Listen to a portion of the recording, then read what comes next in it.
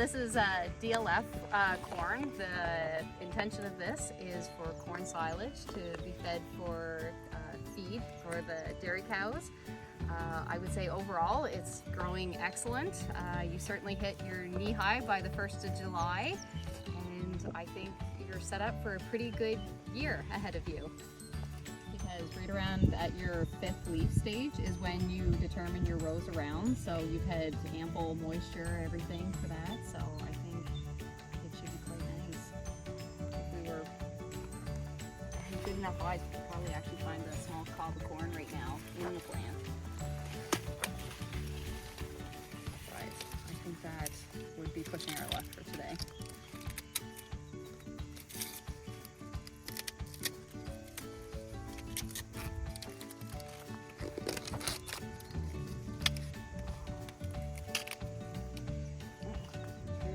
Corn starting to develop.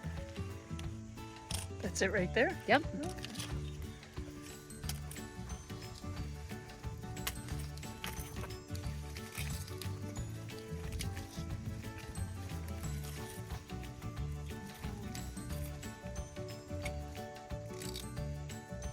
There's another one there. So there's another husk to another cob of corn there. There. There you go. So you get two good ears lined up. And if you have laser eyes, you can count those around right now. Yeah, I'm not going to do that with my eyes. So. No. Well, hopefully we get this rain tonight, and that'll certainly jump it right along. You get a lot of like grass growing right through the middle of it. Oh yes. And, so it seems to be dying off though. Right. For whatever reason, last year or 2 years ago, we couldn't get these fields sprayed.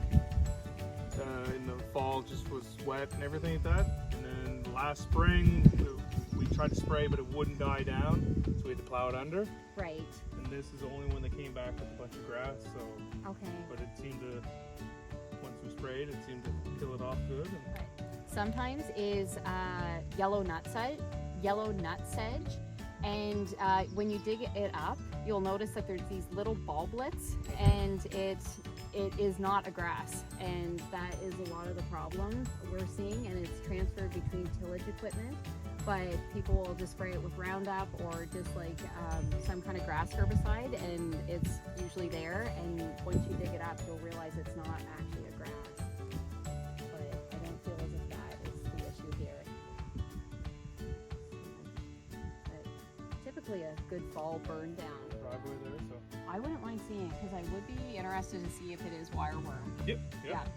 Or at least you can tell the damage of wireworm. Yes. Geese, birds, anything like that will pick it out of the ground. Yeah, especially if there was any insects or anything like that, it will make them start picking at it more. Interesting why here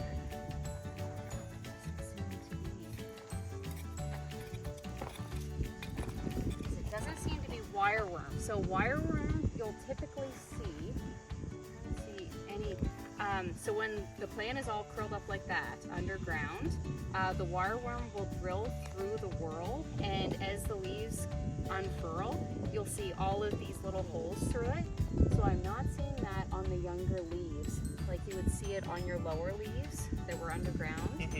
So that would be one of your first signs of wireworm.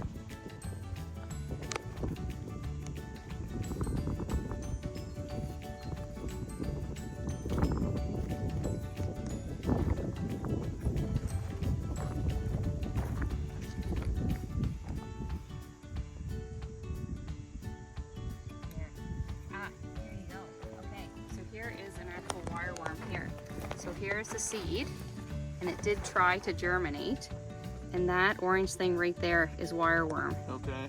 Yeah, so that's exactly what it was.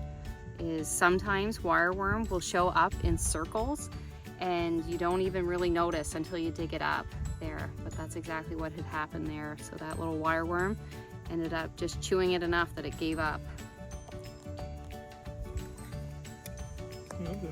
good to know, but not good to know. No, it's also good to know that having high rate seed treatment for here is a good idea. So it's just an easy seed treatment to put on. No, it's going to grow through it. Another thing sometimes is when you'll dig it up, you'll notice all the fine roots are kind of chewed off, and that's another sign of wireworm.